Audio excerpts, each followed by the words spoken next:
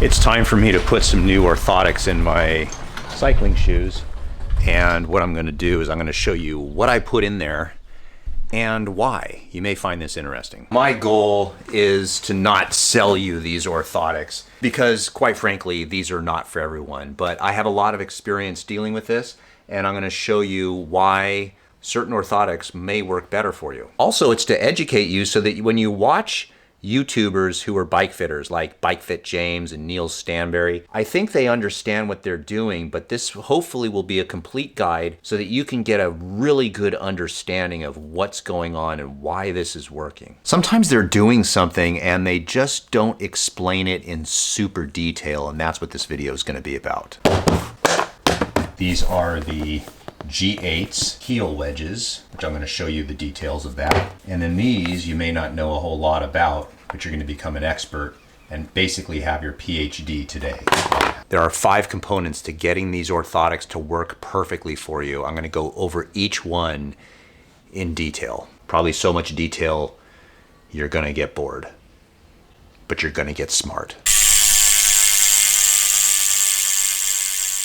The first thing that you're going to decide is whether you need a NVicular Block type of orthotic or a proprioceptive stimulator. Let me explain in detail what that means. This is a foot that's attached to the shin bone. We're going to focus on the inside part of the foot right there. Now this person has a pretty good arch. This is the back of the heel. This is called the calcaneus. These are your toes. This is the talus bone, and this is a navicular bone. This bone is attached to a muscle that goes up into your shin. This is called the tibialis anterior. If you've ever gone for a run and gotten shin splints in that muscle, that's exactly what you're getting the pain in. When a person runs and their arch drops and flattens out like this, the navicular bone goes down and pulls on that tendon and muscle, and that's what strains the muscle and tendon, and there are your shin splints. So sometimes, for certain people, and I'll tell you who that is in just a moment,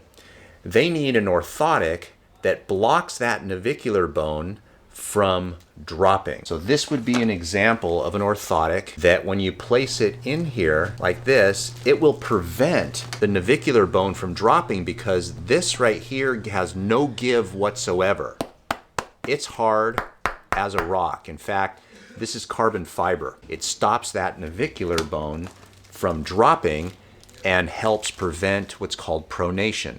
Pronation is when you have an arch and then as you step down, the arch splays out. It's actually normal to pronate a little bit. It's when it does it excessively and causes problems is when a person would need a NVicular Block. The contrasting type of orthotic is one that simply stimulates proprioception. This is a little bit harder to understand, but hopefully I'll be able to explain it in a simple way such that you'll get it. At the bottom of the feet, there are extremely sensitive nerves, sensitive to the environment. When your foot is barefoot and touches the earth, the nerves will sense what's going on. There'll be an impulse sent up through the nerves up to the brain, and the brain then understands what you're feeling in the environment and can decide which muscles to contract and when. Proprioception is essentially, in simple terms, knowing where your body feels it is in space. If you were to have a condition, let's say like diabetic neuropathy, where your diabetes is out of control, and what happens is you can't really feel the bottom of your foot, these are people that have no sensory awareness of where they are. Very often they trip and fall. Their feet can't communicate with the brain and tell them what's going on in the environment and where they are. So a proprioceptive stimulator, when it comes to an orthotic, is one where we want to just basically make sure the nerves are being touched and stimulated so that the brain can understand what's happening in the environment. Now, this is where the G8s come in, because here they come with these pieces of plastic at the bottom, but the pieces of plastic are actually quite flexible. And when placed on the bottom of the thing here, they give some movement. It's a little bit of support, but it actually will compress a little bit. Now, it looks like it's compressing a lot because it's out of the shoe. When you place it in the shoe, it will stay more stable and just give a little bit of compression. So when this person puts their foot in here, you are now getting stimulation across the arch and the other part of the foot. Your body can feel it, and when you press down on the pedal, it will give a little bit, and that allows a certain amount of pronation. So in this case, a proprioceptive stimulator will allow some normal pronation to occur, which is considered healthy for a foot. So here's what it boils down to. Do you need a stiff orthotic that will block the navicular from moving, or do you need a proprioceptive stimulator? And this is where I think when you watch bike fit videos, they keep recommending the G8s. And the reason why is because most people need just stimulation for proprioceptive actions. Let me tell you who needs these though. These hard, super hard orthotics that block the navicular. I give them to patients who are super heavy, many people who are not athletic, or maybe they are athletic. I don't have a lot of them. Mainly the people that I'm thinking about are in the 250 plus pound range. I have many patients that are over 300 pounds. Their shin muscles just can't take it. So if their navicular bone drops a lot and they pronate excessively, they're gonna get foot pain, they're gonna get heel pain, they're gonna get plantar fasciitis, they're gonna get shin splints, they're gonna get pain on the inside part of the knee. That's important. And they're gonna get pain on the outside part of their hip as well as their back. Now, everyone compensates differently, and thus, some people, if they have just naturally strong tibialis anterior muscles, shin muscles, then they may not get shin splints. If they just genetically have a strong plantar fascia, they may not get plantar fasciitis. They may get only medial knee pain. Some people have just genetically strong knees, and they may only get hip pain because of the dropped navicular. So when I analyze a patient, if I see that their navicular bone is dropping a lot and they're presenting signs of inside knee pain or medial knee pain, lateral hip pain, and they're heavy and they're on their feet a lot, I'm gonna put an orthotic in their shoe that blocks the navicular bone. Having said that, I sell these and they're about $450, and some companies will make them of plastic. This one's carbon. But the interesting thing is most cyclists don't weigh 300 pounds, number one. Number two, it's a non-weight bearing sport. So when you're pedaling, even if you're standing up, you do want a little bit of pronation to occur because that's a natural function of our foot. Very often when you put a orthotic in that's a navicular blocker into someone who doesn't need it, the orthotic is too stiff. It hurts their feet. It doesn't help them. I think what you're seeing in these bike fit videos is that the reason that they're using the G8s is because it's a non-weight bearing sport. Most people are healthy. Most people are not excessively heavy, and the function of pedaling, you're not putting as much pressure on the pedal as you are when you're simply walking. So in my particular case, not yours, you may be different, but a proprioceptive stimulator for the shoe, the cycling shoe, will allow my body to function better. Here is another very fascinating thing when it comes to proprioception. When your feet understand what's going on in the environment, the brain understands that your body is safe. When you want to pedal a bicycle, your muscles that are primarily used, which are your quadriceps, your calves, your gluteal muscles, are being allowed to contract at full capacity. When you don't have good proprioception, your body, your brain that is, has to actually think through and try to control the rest of the body. So what ends up happening is you start to tighten up other muscles and you can't fully put pressure down into the pedals. A good analogy would be if I were to take someone who's never been on ice skates before and push them out onto the ice. What ends up happening is because they can't tell where they are with their feet, they don't know how to balance themselves, they're gonna tighten up every muscle in their body from head to toe. So they really can't use their powerful quadriceps and gluteal muscles to propel themselves forward because they're tightening every muscle in the body just to stay upright. So their brain is not confident about where the feet are. As soon as a person gains that proprioceptive skill of standing on the ice, then you could use your quadriceps and your gluteal muscles to propel yourself. So when you're on the ice and you have good proprioception, you don't need to waste a lot of muscle energy trying to control your body.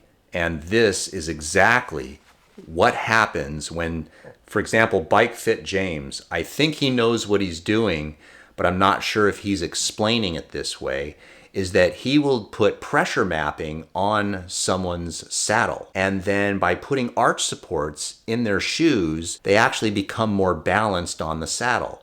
This is exactly what's happening, is he's stimulating proprioception in the shoe under the person's arches, and by doing an appropriate stimulation of the proprioceptors, what ends up happening is they end up more balanced and they can use just their legs to propel the bicycle forward, and they're not excessively tightening other muscles. That's why they're more balanced with an arch support. So for me, it's a proprioceptive stimulator.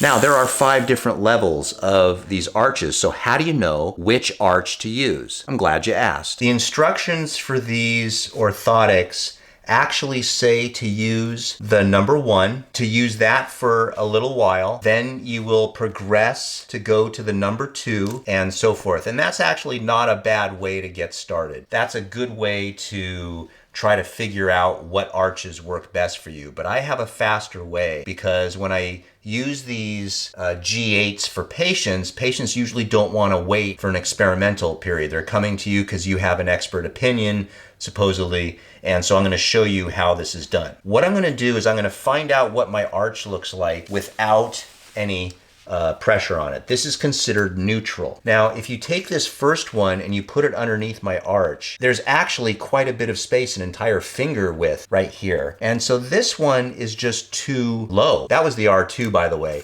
Look at the first one. I mean, this thing, I could get 2 fingers in there between my arches. So clearly, this is not going to support my arch. So I'm going to get rid of the first one. I'm going to get rid of the second one. And then what I'm going to do is I'm going to go to the third one here, and I'm going to place this in. Now what happens is this actually fits my arch fairly well. This is the 3rd level. There's not a lot of area where it's not touching my arch. So this is a win. But let's test the next one to see, find number 4. If I push number 4 in, number 4 also goes along my arch, except for one problem. When you look at it from the top, there's a little bit of it sticking out. So what that means is when I put it on the orthotic part, that it's probably going to be too high. Now, some people may need a little bit of a NVicular block, a little bit more cushion up there, so we can experiment with this. But so far, just looking straight down on it, it's sticking out a little bit, and that is not going to work for me. So having said that, let's try number 5. Now, if number 4 was a little too big, you'll see here, number 5 doesn't even really go into my passive arch here. So let me show you this. That thing is sticking way out. So this is probably not going to work for me. And this is exactly what I've found when it comes to comfort on the bike. So I use a number 3. Now it's interesting, just because it's number 3 on one foot, you may have some genetic deformity or something else going on the other foot. So the nice thing about the G8s is that I'm able to almost customize what this foot should have, and then customize the other foot. Now again, you could simply get a custom-made orthotic and they would do the same thing, or I would do the same thing in my office. But for the price, this is literally 1/3 the price. So that's pretty cool. So I'm going to use the 3rd, and that's how I decide which arch to use. That's how I ended up doing it. Now, the 3rd thing to consider when it comes to these G8s is, where do you actually place the arch? Because you can place this forward, backwards, you can move it to the inside part or the outside. It attaches by just snapping in, snap them in there like so, and they'll stay in place. But where do you place this? Do you move it forward like here? Do you move it backwards? Do you move it inside? Do you move it outside? I'm gonna tell you very detailed information of where exactly to place it. Now the instructions say to place it as far forward in the beginning and then start moving it back. That's a pretty good way to start if you're not sure what to do. Hopefully at the end of this video, you'll have a better understanding of what we're trying to accomplish. Because ultimately, what we're trying to do is we're trying to match the anatomy and optimize the anatomy at the bottom of the foot for proprioceptive stimulation. And so it has to be just in the right place. If you place this arch in the right place, it will match the skeleton. But should it be forward? Should it be backwards? Not only does this stimulate the nerves at the bottom of the feet, but it controls the motion of the navicular bone so it can pronate naturally. But in addition to that, you also want to control the movement of the calcaneus. We have probably all seen someone when you're looking behind them, and this is what I do in my office, is you look at the heels and you look at the knees, and some people, the back of their heel is turned out. So it's almost like usually you think of a flat foot, but their heel is kicked out as well. You can see their Achilles tendon is just turned out. It's a very fascinating thing. So an arch support will only help you at the arch, but it doesn't necessarily help you at the calcaneus or the heel. That's exactly what is going to be done by placing this further back or further forward. So I personally find that I like the arch to match my anatomy, but to be slightly back a little bit. The reason why is because, and this is part of number 4 that I think the bike fitters are doing, but they're not really explaining, is there's a piece of the calcaneus, the heel bone, right here called the sustentaculum tali. And that is actually the easiest way to control the in and out part of the calcaneus. If you can control that, then you control the back side of the heel, whether it's pulled out or in. 99.9% of the time, it's thrown out. That can be controlled with this little guy just a wee bit backwards than what you would think. So what this means is there's little bumps right here and divots that you can attach this to go forward on your heel or back. I like it as far back as possible. That gives me the most benefit because it's controlling the sustentaculum tali, which will control the heel motion. And we're going to get to that a little bit more on number 4. And then a matter of preference, how thin is your foot? It might be in like this, it might be out. I have it on the farthest outside. And so there you have it. I have it at the lowest part of the heel. Now we're going to get into number 4, heel wedging. And this is something that you'll see the bike fitters on YouTube doing a lot of, and they never really explain it in detail. The reason why is because it's probably just hard to explain. But this is what you get in the box. You get 2 levels. 1 millimeter, or it's 1.5 millimeter, but we'll call it 1, 2, and 3 for each side. And how these work is on the back, you're gonna take one of these, and it's got an arrow and a number 1, if you can see it right there. And what you always wanna do is make sure 99.9% of the time that the thicker part of the wedge always goes to the inside part of the shoe. And there's little divots in there that will snap on.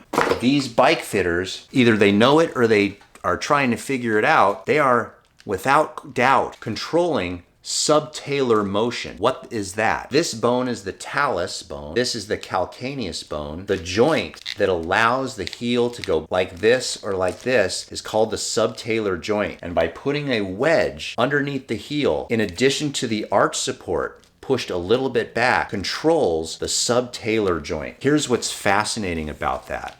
When you do that, you are essentially putting your foot in the perfect alignment. And when I say perfect alignment, I mean perfect proprioceptive alignment. So now the question is, do you need one of these? Do you need the 2? Do you need the 3? It's a great question. Each foot will be different. I'm willing to bet that you've sprained an ankle on one side more than the other, and one foot needs more support than the other. That's what I have found over time. And the only way to know this is to get a good bike fitter to do this for you, or you start experimenting with these. First you ride with none, then you ride with just the first one, and you try to assess, hey, does this feel better? Does my foot feel better? Does it feel more stable in the shoe? Does it feel more in control? Is my foot slopping around? If it does, you can go to a number 2 and try it again and see which one works the best. And when you got it right, you just know it because it just feels solid, secure, and comfortable. And you just think to yourself, heck yeah, this is perfect. So what these bike fitters are saying is by using this arch support to control proprioception, to use these wedges, they're controlling subtalar motion. Before you put it inside the shoe, there's one other thing. They call them metatarsal domes. They're little things right here like this. There's different sizes, they're different colors. And what these are for is you place these right here. And the reason this is important is because in your foot, you have a lot of nerves and blood vessels that go through your toes. What happens is with a lot of cycling shoes is the shoes are too narrow and they squeeze your toes together, and that can create pain and hot spots on the foot. That's why, by the way, I like lake shoes. Once you have a shoe that fits your foot, it's nice because your feet can splay. Some people, like myself, will have a Morton's neuroma, which is a scarring of the nerve in between the toes. I've had surgery on it. Surgery didn't go so well. But interestingly enough, when you place one of these things on about right there, it actually forces the toes to open up a little bit and feels as though the toes are stretching apart, making your foot a lot more comfortable. This is more of a positional and trying to figure it out yourself of where to place these things. I can tell you, if you place it over the spot that hurts, it never works. That's what some people try to do. But your metatarsal bones should be right here above this. And this adds a little bit more comfort to it. For some people, genetically, their ligaments are real tight and squeeze these bones together, like in my particular case. As we get older, we start to lose fat on the bottom of our feet. It's called the fat pad. And then these areas become a little bit more sensitive. In the old days, 40-something years ago, you would try to place your cleat right over the ball of your foot. Well, that's for young people. But as you get older, you want more comfort. So a lot of times the cleat will be placed farther back so there's not as much pressure over these. And again, these Met domes can add a bit of comfort. So there you have it. That's how I choose the orthotics that I use for my cycling shoe. If you are lucky enough to just buy a pair of shoes and never have any trouble, then none of this is going to make any difference for you. And congratulations, by watching this video, you wasted so much time. But if you're not one of those lucky few, then hopefully this video gave you some good information, some background information to decide what would be the best orthotic for yourself. I'll put a link down below in the description of where to get these. By the way, I'm changing them right now, but I contacted this company and I told them that I really like their products and I have this cycling channel. And would you be willing to send me a pair, so that I can do this and give me a discount code? So there will be a discount code in the description, but they didn't pay me anything and they didn't tell me what to say. So this is as authentic as I can make it, but I went out of my way to try to get these myself, and I hope this is going to be helpful for you.